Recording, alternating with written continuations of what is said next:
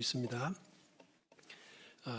박넘거를 갉아먹게 했던 벌레도, 또 베드로를 통곡하게 했던 닭 울음소리도, 요나를 니느웨에 토하게 하셨던 큰 물고기도,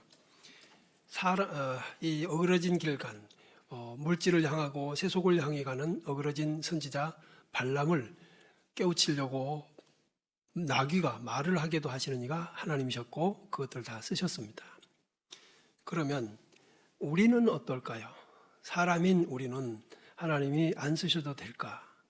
하나님이 외면하셔도 될까? 그렇다면 우리 남은 생은 어찌 되는 것인가? 기왕이면 사람의 탈을 쓰고 세상을 살 때 하나님이 한번 써주시면 좋겠다 싶습니다. 나의 한마디로, 내 행동 하나로, 내 존재로 어떤 사람을 살리고 어떤 사람을 고쳐줄 수 있고 어떤 사람을 키워줄 수 있다면, 격려할 수 있다면 얼마나 귀한 것이 되겠나 싶습니다. 어그러진 길을 바르게 펴는 일에 하나님께 쓰임이 되고, 음탕함을 벗겨내는 정결함이 되는 곳에 쓰임이 되고, 부패가 막아지는 소금 같은 역할을 할 수 있는 곳에 쓰임이 되어진다면 그래도 우리 한 세상을 잘 살았다 할 수 있지 않을까 싶습니다. 얼마 전에 제 배우자가 우리가 퇴임을 하면 이제는 우리 둘만의 삶을 살게 되는 것에 대한 기대가 되기도 한다라는 말을 했습니다. 결혼해서부터 지금까지 우리는 목회자의 삶을 살아왔으니 우리 둘만의 생활이 없었던 건 사실입니다. 제가 한참 부흥회를 다니고 할 때는 아이들 생일조차도 챙겨주지 못했었으니까 그냥 어떻게 보면 시간이 언제 이렇게 갔나 하게 1년에 많은 시간들을 부흥회 다니면서 보내고, 그러다 보니 가정이 늘 뒷전난 그런 적도 있었습니다. 저는 교우들을 위해서 하나님께서 세우신 목사로서 어떻게 교우들이 하나님의 영광을 위해서 살고 또한 하나님의 은혜로 행복하게 될 수 있을까, 이 생각이 제가 가족을 돌보고 가족을 생각하는 것보다 앞섰던 것 같습니다. 그건 어찌 저만이 아니라 다른 목회자들도 마찬가지죠. 이게 몸에 배인 것이고 제게는 가장 앞서는 것입니다. 자다가도 벌떡 일어날 수 있는 것이 저는 가정보다는 교우들의 일이고 그게 몸에 배었죠. 제가 오늘도 이 말씀을 전하는 제 심정이 하나님께서 제 사역을 기쁘게 인정해 주시기를 바라는 마음이 앞서서 이렇게 말씀을 먼저 고백하는 것이고, 여러분들이 힘들고 피곤한 삶에서 벗어나서 행복해지기를 바라는 마음이 가득합니다. 여러분의 얼굴이 펴졌으면 좋겠고 여러분이 밝은 노랫가락을 할 수 있는 분들이 되셨으면 좋겠습니다. 그러면 우리 삶을 행복하게 하는 것은 무엇일까?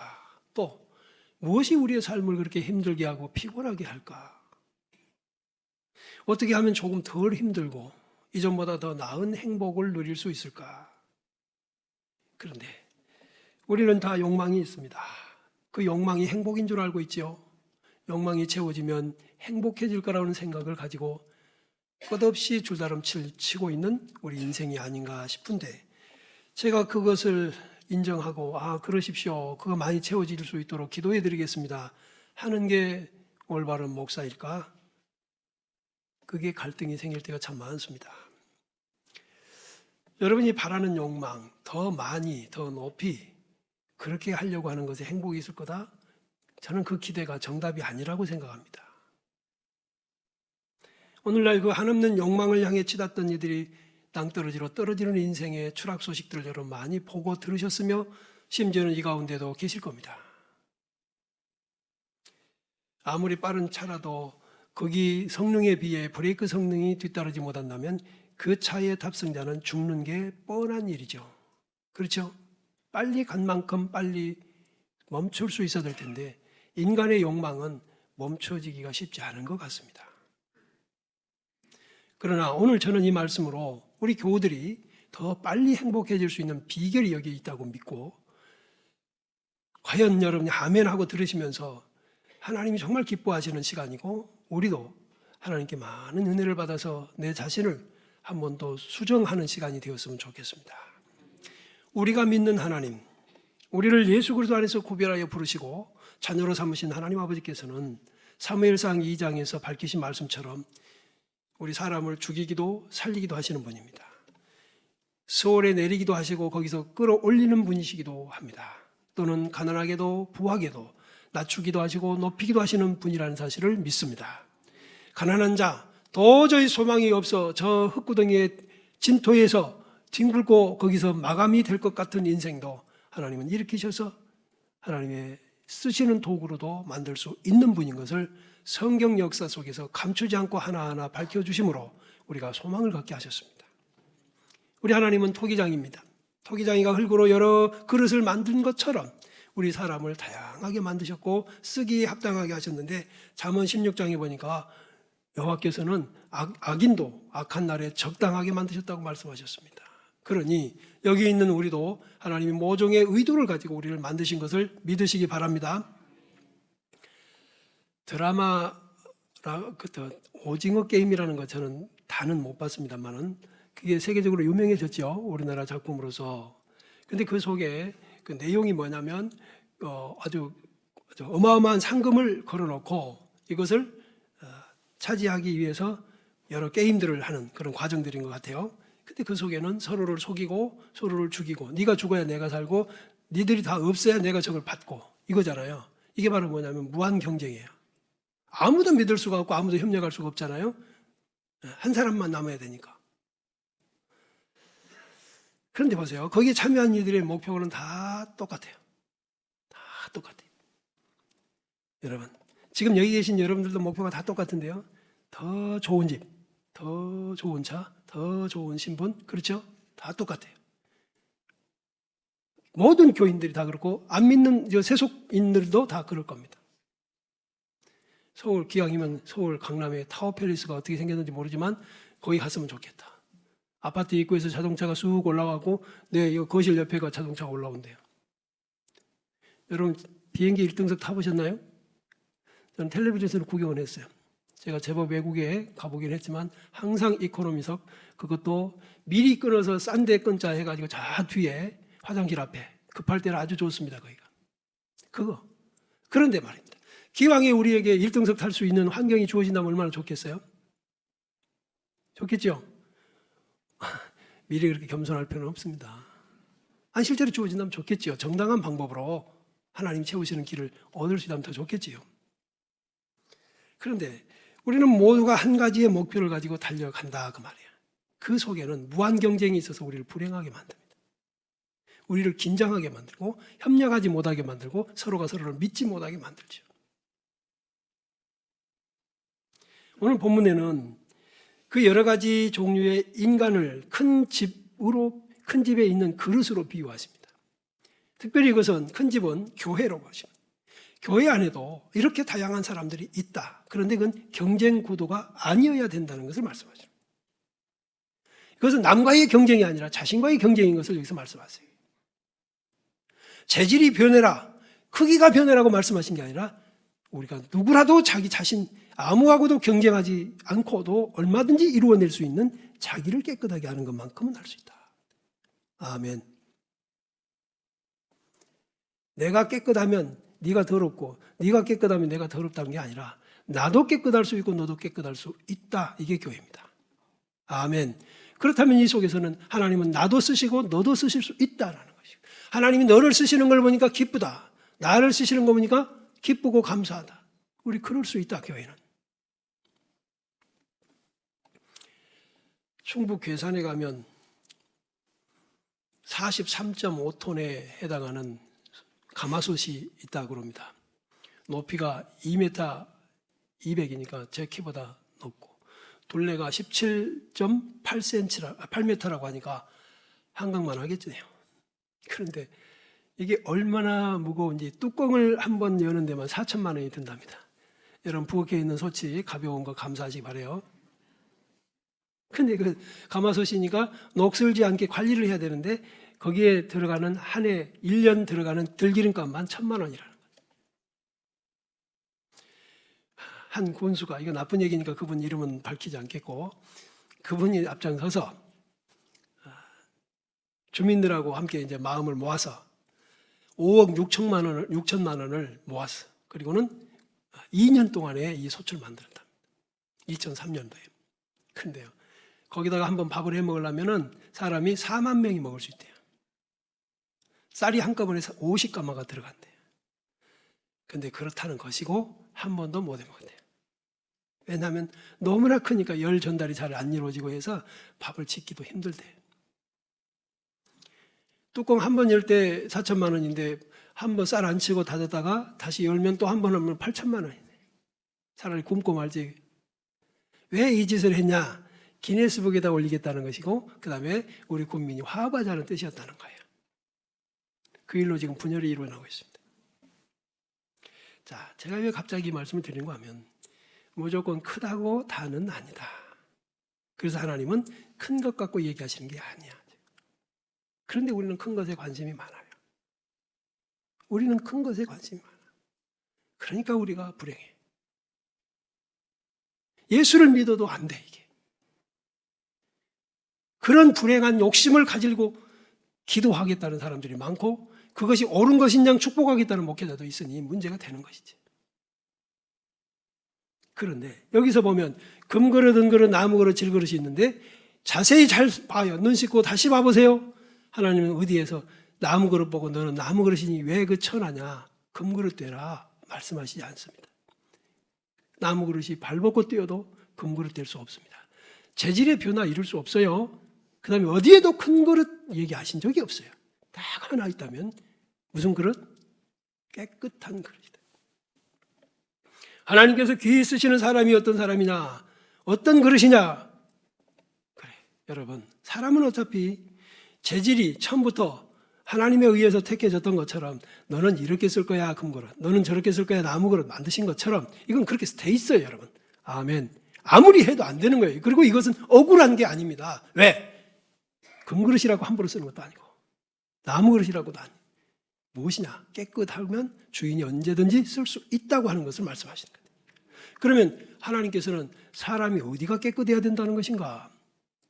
여러분, 하나님 우리의 어떤 면을 깨끗하다고 보실까요? 예수님이 세상에 계실 때 가장 싫어했던 한 가지 집단이 바로 바리새인들입니다. 그들은 예수님께 접근조차 하기를 주님이 거절하셨어요. 독사의 자식들아 밀어내신다. 저는 그게 아주 마음에 걸려요. 바리새인들은 종교 지도자들이었거든요. 겉으로 보기에는 한없이 신망을 받을 수 있는 존재들이었어요. 그래서 사람들은 그것을 바라보고 그들이 긴 옷을 너풀거리고 성경을 길게 느리게 기도하고 여러 가지 사람의 눈에 띄는 행동들로 그들은 존경을 받아냈고 높임을 받았지만 주님은 그거 인정하지 않으셨습니다. 오죽하면 그들을 독사의 자식이라고 그랬을까요? 한번 물리면 사람을 고통에 빠뜨리고 심지어는 죽음에 이르게 하는 것이 그들의 행위라는 것이. 종교적 행위가 잘못되면 이럴 수 있다는 것입니다. 지도자가 잘못된 기가 막히게 불행한 일이 아닙니까? 그러면서 주님은 이렇게 말씀하시지. 너희들 속에는 해칠한 무덤 같아가지고 속에 사람 썩은 거, 벌레, 구더기가 있는 거. 나는 너희들 속을 본다. 근데 사람은 뭘 본다? 외모밖에 못 본다.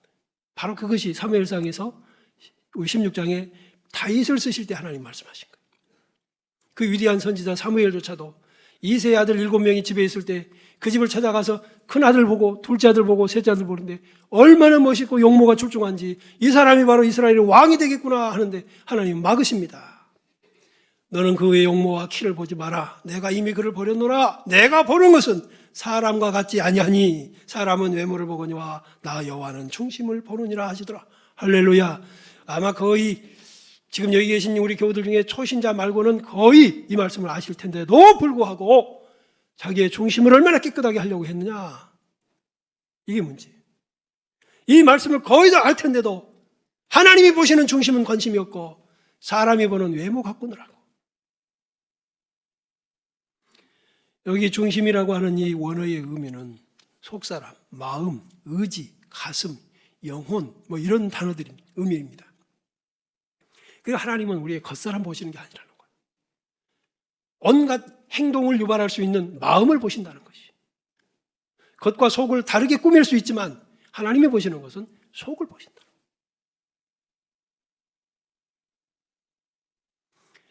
지금도 우리를 중심을 보신다. 아멘. 예배의 자리에서 앉아있는 겉모습이 아니라 중심을 보신다. 마음이 하나님을 존중하고 경외하는 자리가 되어 있는가? 아멘. 우리가 교회 안에서 여러 가지 사람들이 모임으로 자라온 성장 배경이 달라 자칫하면 거기에서 계급이 되고 서열화가 될 수 있겠으나 하나님은 전혀 그런 것 갖고 얘기하지 않습니다. 누가 깨끗하냐의 문제. 누가 깨끗하냐. 누가 내가 보는 마음을 청결하게 관리하고 있는 사람이냐 그 말이에요. 1898년에 미국 네브래스카의 한 마을에서 월터 주드라고 하는 사람이 태어났다고 합니다. 그는 여드름을 치료하는 과정에서 약을 잘못 써서 얼굴에 흉측한 상처가 남게 되었습니다. 이 때문에 심한 우울증에 빠졌고 열등감에 빠져 살다가 여러 번 죽고 싶어 했습니다. 그런데 그는 이렇게 변합니다. 나는 하나님의 도우심을 받으며 나의 최선을 다하여 일생을 살리라. 이 믿음으로 하나님을 경험한 뒤에 그는 이걸 바꿨습니다. 그래서 역경을 극복하고 1925년에 중국으로 가서 선교사로 헌신을 했어요. 우리가 아는 대로 1938년에 일본이 전쟁을 일으켜갖고 중국을 휘저을 때 할 수 없이 중국을 떠나 미국으로 들어가서 1942년도에는 국회의원으로 출마했고 이후에 유례 없이 10번이나 국회의원에 당선이 됐다는 거예요. 그렇게 흉측한 얼굴을 가졌으나 하나님이 어쩐다? 쓰신다. 외모를 보시는 분이 아니라 도리어 흉측한 얼굴 때문에 그는 하나님께 가까이 갔고 하나님 말고는 의지할 데가 없었고 아멘. 위로는 하나님께로부터 왔어요. 진짜 위로는 하나님으로부터 와. 또 우리 성경에 나오는 아이작 와츠라고 하는 분이 있습니다. 그분은 찬송가 가사를 참 많이 썼지요. 그는 유난히 큰 머리를 가졌고 날카로운 눈과 매부리 코가 있어서 정말 얼굴을 봐도 외모가 볼 게 없었대요. 게다가 남자인데도 키가 150m가 안 돼. 그러니 누가 그를 좋게 보겠어요. 정말 이 기가 막히게 불편한 것으로만 조합이 만들어진 이 사람은 자기를 의식하면서 이걸 어떻게 할까? 그런데 그도 역시 믿음으로 하나님을 찾게 되고 극복했다. 그래서 그분이 남긴 글이 이겁니다. 내 키가 커서 북극에 닿고 내 손의 뼘으로 바다를 잴 수 있다 해도 나는 나의 영혼으로 재어져야 하리니 이는 사람의 기준이 마음이 됨이라. 그분의 말씀처럼 우리는 우리의 외모가 아니라 우리 영혼을 재는 하나님, 그분을 경외하며 살아야 한다는 뜻입니다. 마음을 감찰하시는 하나님이 우리의 중심을 보실 때에 가장 귀하게 보시는 게 뭘까? 뭘 보실까? 여기 계신 여러분, 누구라도 하나님이 귀히 보실 수 있는 사람입니다. 아멘. 우리는 키가 크지 않아도 외모가 너무 잘생기지 않았어도 가진 거 누리는 거 많지 않아도 하나님이 보시는 이 중심을 보시는 거 이것 정도는 누구라도 할 수 있다는 거예요. 오늘 교회 처음 나온 분들도 할 수 있어요. 그러니 보세요. 우리는 인생을 행복의 조건을 욕망으로 측정하려고 하니까 문제지. 행복의 기준이 벌써 내 마음에 있잖아. 다른 사람들이 이렇게까지 나를 이렇게 보더라도 나는 하나님과의 관계 속에서 다른 사람을 얼마나 많이 살렸어요. 중국 선교사라고 왔어요. 아름다운 찬송가 가사를 얼마나 우리를 하나님께로 가까이 가게 만들었어요. 할렐루야. 우리도 할 수 있다는 거지. 하나님 우리를 쓰시겠다는 거지. 성경 어디에서나 우리를 타고난 재질 바꿔라, 못 바꾸면 무능력이다 하지 않으십니다. 이건 이미 하나님이 결정해 놓으신 일이니까. 저는 그러면 사람을 깨끗하게 하지 못하는, 사람을 더럽게 하는 게 뭘까? 대표적인 세 가지. 첫째가 물욕, 탐욕입니다. 욕심. 사람의 마음에 물질에 대한 집착이 생기고 담기면 가룟유다가 되는 거 시간 문제 아니겠어요? 예수 팔아먹습니다. 믿음 팔아먹습니다. 교회 직분 떠납니다. 얼마든지 세상에 것들. 그렇게 해서 부정한 방법으로 하나님의 이름을 더럽히고 성도들에게 상처를 주고, 여러분 직장에서 부정한 방법으로 크리스천들이 경제범죄를 이루는 일들이 얼마나 많은가. 너무나 안타까운 일들. 그런 이들이 아무 일도 없었던 것처럼 바리새인 같은 태도로 예배를 한다. 우리는 속지요. 넘어가지요. 그러나 하나님은 그럴 것입니다. 또 하나가 성적 욕심, 성욕입니다. 이것이 무엇이죠? 성은 결혼이라고 하는 범위 내로 하나님은 제한해 두셨습니다. 성에는 너그러움이 없고 관용이 없고 포용이 없습니다. 그럼에도 불구하고 우리는 이 타락한 세상에서 크리스찬들이 그러면서 더러움을 갖고 더러워지고 있는 거예요. 사람에게는 아무 흔적이 없죠. 성경에 있는 대로 남자와 여자가 함께한 자체를 흔적도 없습니다. 그러나 하나님은 알고 계시니 그 더러운 사람을 하나님이 쓰실 리가 있겠나?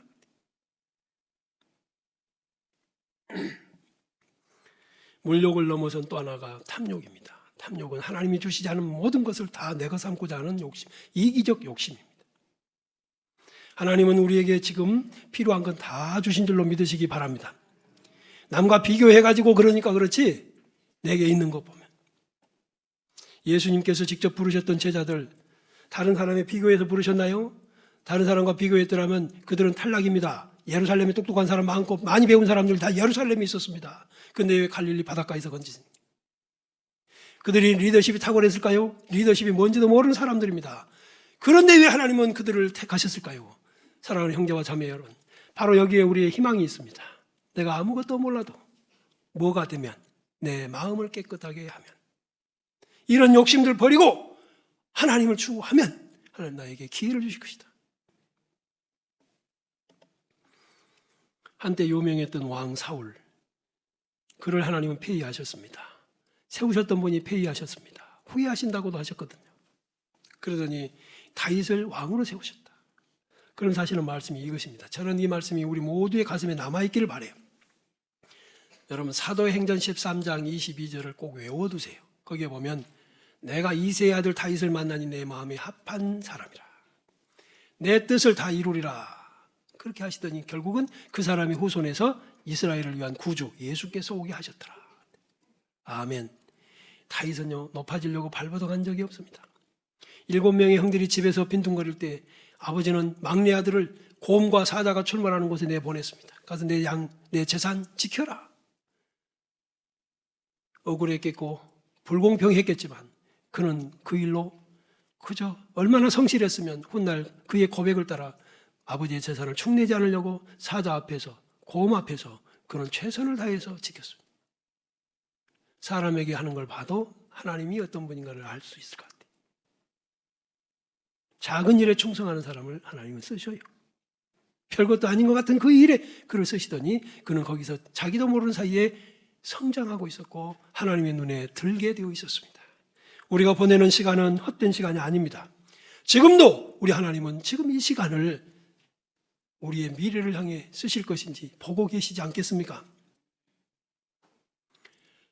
깨끗한 그릇은 당장 귀하게 쓰임받지 않을지라도 언젠가 쓰임을 위해 준비가 되어 있다고 21절에 말씀하시죠. 우리가 읽었으니까 한 번 더 볼까요? 21절. 그러므로 누구든지 이런 것에서 자기를 깨끗하게 하면 귀히 쓰는 그릇이 되어 거룩하고 주인의 쓰심에 합당하며 모든 선한 일에 준비함이 되리라. 이 일의 증인으로 요셉을 하나님은 세워 놓으셨습니다. 형제들에 의해서 험난한 세상, 정말 억울하고 불공평하고 분한 일을 당하기는 했지만 그럼에도 불구하고 그는 자기 자리를 지켰고 깨끗하게 유지했고 심지어는 온갖 유혹을 받았을 때조차도 자기를 더럽히지 않았습니다. 이것을 기억해 둡시다. 유혹을 받았으나 자기를 지켰다는 거예요. 다니엘과 그의 친구들은 협박을 받았으나 자기를 지켰습니다. 그랬더니 그들은 준비되어져 있었습니다. 준비가 되어 있었습니다. 세상의 주관자이신 하나님은 그들에게 때가 오매 쓰시고 그들을 손을 내밀어 붙드시고 그들을 높이셨고 하나님의 존재를 드러내는 종으로 사용하신 줄로 믿습니다. 우리의 마음, 우리의 생활, 우리의 믿음이 깨끗해야 하나님은 그리스도의 신부로 쓰실 줄로 믿습니다. 누가 하나님 앞에 쓰임이 될까? 하나님의 거룩한 손은 누구에게 내밀어질까? 더러운 자 아닙니다, 여러분. 그렇다면 어떻게 하면 우리가 깨끗할 수 있을까요? 사실 우리는 그리스도 예수의 보혈로 이미 깨끗함을 입은 자가 맞습니다만은 아직도 현실적으로 이 세상, 광야 같은 세상에서 타락한 육체의 소욕과 관련된 죄로 더러워지지 않아야 될 일들이 있다. 그건 자기 관리의 문제입니다. 그럼 어떻게 하면 깨끗하게 할까? 첫 번째로는 회개입니다. 회개. 지금까지 우리 몰랐어요. 몰라서 너무 많이 멀리 간 적이 있어요. 오늘 이 시간에 하나님께서 우리에게 말씀하십니다. 얘들아, 좋다. 이전 것 회개하면 다 잊어줄게. 용서해 줄게. 아멘. 이제 우리는 여기서 주님, 오늘이 기회입니다. 이 시간이 은혜입니다. 할렐루야. 이 시간 버리지 마시고 결심하시고 결단하셔야 되잖아. 사람은 능히 속여왔을지라도 하나님은 그동안도 얘야 너 그만둬라, 그만해라, 돌아서라 하고 계셨던 것, 양심의 가책이 있었고 편치 못했던 것들을 회개하는 거예요. 당장 그만두는 거예요. 언젠가 또 하는 게 아니라 아예 돌아서는 겁니다. 성령의 도우심이 두 번째입니다. 우리의 삶에는 성령의 역사가 있습니다. 여러분, 틀림없이 하나님의 백성이라면 우리의 삶의 판단과 선택의 순간에 말씀이 생각나게 하시고 우리에게 기준을 명확하게 해주실 것입니다. 그때 거기 순종하면 됩니다. 그 눈앞의 것에 속지 마시고 5년, 10년, 20년, 30년 뒤를 내다보십시오. 하나님의 뜻을 찾아보십시오. 성도답게 이것을 선택하는 게 맞는가? 하나님의 십자가의 은혜를 받은 내가 이것을 손대야 맞는가? 아닌가? 결정하셔야지. 예수님 당시 서기관 바리새인들은 종교적인 감각이 뛰어났습니다. 그러나 주님으로부터 얼마나 맹렬한 질책을 받는지 그들이 버린 것은 정의와 긍휼과 믿음이었습니다. 정의롭지 못한 삶, 여러분 회개하셔야 돼요. 자기에게 이익이 되냐 마냐 편가름을 해가지고 거기 그쪽은 무조건 옳다고 하는 정치판 같은 그런 짓을 여러분 했다면 회개하셔야 돼요. 자기 자식을 대해서도 편파적인 부모 회개하셔야 돼요. 공의롭지 못했던 것, 누군가가 어렵고 누군가가 힘들 때 긍휼하지 못했던 것, 잔과 대접의 겉은 깨끗이 하면서 속에는 탐욕과 방탕으로 가득하게 한 그런 삶을 회개하셔야 됩니다. 세상의 눈이 멀어버린 것, 자기의 부귀영화의 눈이 멀어버리고 자기 안은 언제나 깨끗하다고 생각하는 어리석은 것들, 여러분, 겉이 깨끗하다면 속도 깨끗해야 됩니다. 정말 속이 깨끗할 수 있는 방법, 사람이 깨끗하여 하나님 앞에 쓰일 수 있는 방법은 마태복음 23장 26절에 주님이 이렇게 말씀하십니다. 너는 먼저 안을 깨끗이 하라. 그리하면 겉도 깨끗하리라. 할렐루야. 순서를 말씀하셨어요. 먼저 안을 깨끗이 하라. 마음을 깨끗이 하라. 네 사고방식, 가치관을 바꾸라. 회칠한 무덤처럼 겉만 깨끗하게 해놓고 속에는 죽은 사람의 뼈와 모든 더러운 것이 가득하게 만드는 그런 신앙생활 하지 마라. 겉으로는 사람에게 옳게 보이되 밖으로는 외식과 불법이 가득한 삶 그쳐라. 나는 더 이상 못 보겠다. 이것이다. 그래서 여러분, 이제 우리가 1년의 시작이지만 적어도 1년에 한두 번은 우리 신앙생활에도 재고조사가 필요한 것 같습니다. 어떤 분이 글을 참 잘 쓰셨길래 제가 야, 그 맞는 말이네 하고 소개해 드립니다. 우리 인생을 최종 결산해야 하는 날도 있겠지만 그 전에 최종 결산을 한꺼번에 미뤄놨다고 하려면 복잡하고 1년에 적어도 한두 번씩 내 영적 재고조사를 하는 거예요. 내가 기도생활 잘하고 있나? 성경읽기 잘하나? 구제와 봉사생활, 예배생활 충실한가? 하나하나 살펴서 무엇이 문제인가? 더 크게 벌어지기 전에 잘 바꿔놓으면 좋겠어요. 마음 창고 깨끗하게 합시다. 마음에 들어있는 게 뭘까? 이 마음 창고, 마음 그릇을 깨끗하게 하는 거예요. 자기도 모르는 사이에 세속의 열매를 많이 담아놓고 그것으로 위안을 받으며 하나님과는 멀어져도 이것이 있으니 내 평생 남은 삶을 살 거다. 아니요. 최근에 일본에서 달 착륙선을 보냈는데 무사히 목표 지점 55m 안에 들어갔습니다. 가기는. 성공했다고 하지요. 근데 문제가 벌어진 거예요. 이게 뒤집혀서 착륙을 한 거예요. 그랬더니 태양의 에너지를 받아서 이게 전기 발산이 돼야 이게 업무 수행을 할 텐데 이게 안 된 거예요. 가긴 갔는데 뒤집혔어. 왜 그렇게 됐어요? 여러분, 우리 신앙생활을 하긴 하는데 뒤집혔어. 순서가 뒤집혔어. 우선순위가 바뀐 거야. 어떻게 이 에너지가 재생산되겠어요? 에너지가 재생산이 안 되니까 버티다 안 되면 끝나는 거지.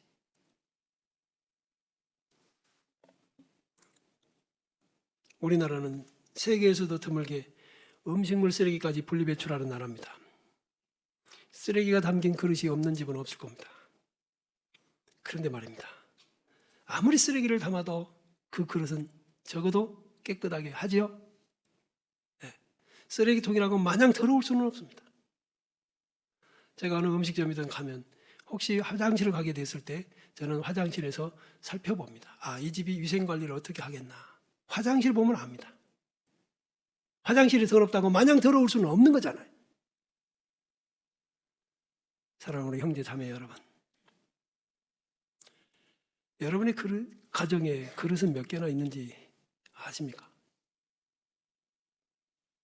용도에 따라서 다양한 모양과 크기, 재질이 다른 많은 그릇이 있습니다. 그 중에서도 귀하게 쓰는 것, 편하게 쓰는 것, 자주 쓰는 것, 어쩌다 쓰는 것 있죠? 그래도 공통점은 어떤다? 깨끗해야 된다. 자, 여러분 식사를 하시면서 사용했던 그릇을 그대로 엎어놓습니까? 설거지해서 엎어놓습니까? 모든 그릇은 깨끗해야 됩니다. 그릇이 더럽다는 것은 비정상입니다. 그릇이 더러운 것은 뭔가 이유가 있습니다. 우리는 깨끗한 그릇을 씁니다. 하물며 하나님께서 더 깨끗한 그릇을 찾지 않으시겠습니까? 우리의 마음이 더럽다면 비정상입니다. 우리 마음이 깨끗해 있다면 언제든지 하나님 손을 내밀어 쓰실 것입니다. 여러분 부엌에 깨끗하게 정비된 그릇을 언제든지 찾아서 바로 쓰실 수 있는 것처럼 그게 행복입니다. 그게 우리 인생에 가장 복받은 것입니다. 쓰려고 내밀어 봤더니 아이고 이건 안 됐구나. 설거지가 안 된 그릇이네. 팽개쳤는데. 그럼 어떻게 하면 더 깨끗할 수 있을까? 실제적인 모습을 한번 더 말씀드립니다. 우리가 가끔 사 먹는 도넛은 가운데가 구멍이 뚫려 있죠? 원래는 안 그랬대요. 미국인 헨슨 그레고리라고 하는 분이 도넛을 튀기는데 가운데가 잘 안 익는 거예요. 눅눅해. 그래서 한 번은 포크로 가운데를 파버린 거예요. 그리고 링을 만든 거예요. 그랬더니 골고루 튀겨지고 식감은 바삭거리고 조리 시간도 줄었대요. 그래서 이 링 모양의 도넛이 1934년 시카고 박람회 때 세계적 발전의 히트 음식으로 선정이 됐다는 거예요. 여기에 뭐가 들었냐면 파내는 것이 문제입니다. 덜어내는 거. 빼기. 2살 아들과 함께 자전거를 타고 싶었던 라이언 맥팔랜드라고 하는 분은 이 아이랑 함께 자전거를 타고 싶은데 아이가 다루기에는 자전거 어린이 자전거라고 해도 너무 복잡하고 무거워요. 그래서 거기서 페달, 체인, 보조바퀴를 빼버렸어. 그럼 자전거 뭐가 되지? 그걸 빼고 자전거를 만든 거예요. 그게 스트라이더 밸런스 바이크래요. 그래서 아이들이 2살쯤 돼도 자전거를 탈 수 있다는 거예요. 안 넘어지고 탈 수 있게끔 만들죠. 저도 아직 본 적은 없는데 책에서 나온 얘기입니다. 그러니까 일반적으로 우리는 어느 것이나 빼는 것보다는 더 하는 게 좋다고 생각한다 그 말이에요. 그런데 빼기를 해서 더 좋은 결과를 얻을 수도 있구나 하는 게 인류 역사에 드러나는 일들이다. 그러면 우리 인생에도 내가 뭘 덜어내지 못해서 이렇게 불행하고 뭘 덜어내지 못해서 내가 이렇게 힘든가 한번 생각해 보십시오. 빼기를 해보죠. 에비 왁스먼이라는 분은 우리는 결국 더하는 것이 아니라 덜어냄으로써 무언가를 이룰 수가 있다. 가지치기를 하는 나무처럼. 우리 무선요한교회 교회 여러분, 저는 여러분이 이렇게 해서 행복했으면 좋겠어요. 이렇게 해서 하나님 아버지가 우리를 쓰시면 좋겠어요.